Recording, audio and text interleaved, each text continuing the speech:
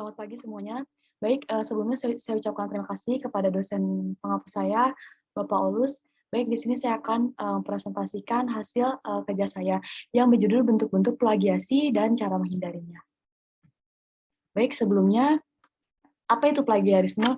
Plagiarisme adalah perbuatan secara sengaja atau tidak sengaja dalam peroleh atau mencoba memperoleh nilai untuk suatu karya ilmiah dengan mengutip sebagian atau seluruh karya dan atau karya ilmiah orang lain, tanpa menyertakan sumber secara tepat dan memadai. Jadi plagiarisme itu mencetak hasil dari orang lain tanpa menyantumkan sumber yang telah dicetak tersebut. Selanjutnya di sini ada jenis-jenis plagiarisme. Menurut Ten Kids melakukan survei terhadap para peneliti dengan responden sebanyak 334 orang peneliti dari 50 negara di Amerika, India, Pakistan, dan juga Eropa.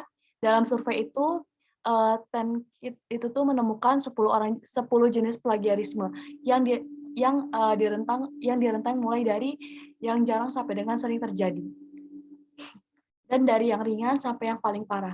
Untuk memudahkan pembacaan ke-10 jenis plagiarisme yang diidentifikasikan oleh 10 Kids itu tersebut kemudian disajikan untuk infografis yang meliputi. Yang pertama itu ada secondary source atau plagiasi. Tipe ini dimungkinkan terjadi ketika peneliti memanfaatkan sumber-sumber sekunder seperti literatur review.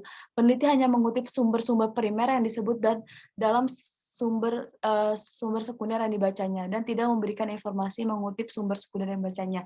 Jadi peneliti itu tidak mencantumkan sumber mana saja yang diambil. Baik, selanjutnya itu ada invalid source atau plagiasi. Jenis ini terjadi ketika peneliti memberikan informasi yang salah atau tidak memadai terhadap sumber-sumber referensi yang digunakan. Jadi ini ada kesalahan dalam penelitian, jadi tidak sesuai dengan hasil penelitiannya tersebut. Baik, selanjutnya itu ada duplication atau plagiasi. Ini sering terjadi ketika peneliti menggunakan karya ilmiah sebelum tanpa memberikan informasi bahwa itu merupakan penelitian yang sudah dilakukan sebelumnya. Jadi peneliti ini tidak memberikan informasi kepada peneliti sebelumnya kalau misalkan dia akan mengambil judul tersebut. Lalu selanjutnya itu ada paragrasi atau plagiasi. Jenis ini yang mengambil teks dari suatu sumber, kemudian dilakukan parafrase namun tidak diberikan sumbernya, seakan-akan teks itu asli dengan miliknya. Jadi kalau misalkan paragrafis itu dia mengambil dari teks dari buku, teks dari sumber-sumber, tapi juga nggak dituin sumber jelasnya dari mana. Lalu ada repetitive research, yaitu plagiasi ini ketika peneliti menggunakan data dan metode yang sama untuk penelitian baru, tanpa menyebutkan metode itu pernah digunakan pada peneliti sebelumnya. Jadi sama saja jenis plagiasinya.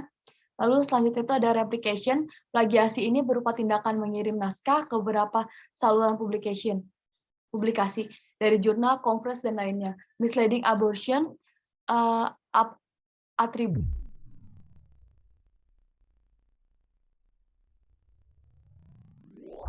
salah satu yang tidak memadai dalam penyebutan pihak-pihak yang terlibat dan berkontribusi dalam sebuah penelitian naskah, mencantumkan pihak yang tidak mempunyai kontribusi pada sebuah riset, termasuk juga plagiasi jenis ini.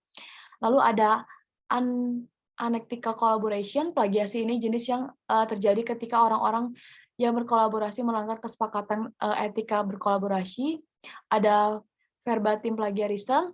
Plagiasi ini tindak mengcopy kata verbatim dari kata orang lain tanpa memberikan kutipan dan juga rujukan yang jelas, atau complete plagiarisme atau plagiarisme secara total. Bagaimana cara kita menghindari plagiarisme? Nah, terdapat 3 cara untuk menghindari plagiarisme menurut Cooper. Nah, yang pertama itu menghindari percurian ide atau intellectual theft dengan menyita sumber original, sumber yang repetitif, atau sumber yang terbaru. Jadi kita kalau misalkan pengen ngambil kutipan, kita harus menyertakan sumber dari mana kutipan tersebut kita ambil. Lalu setelah itu melakukan pengutipan seperti tadi saya bilang.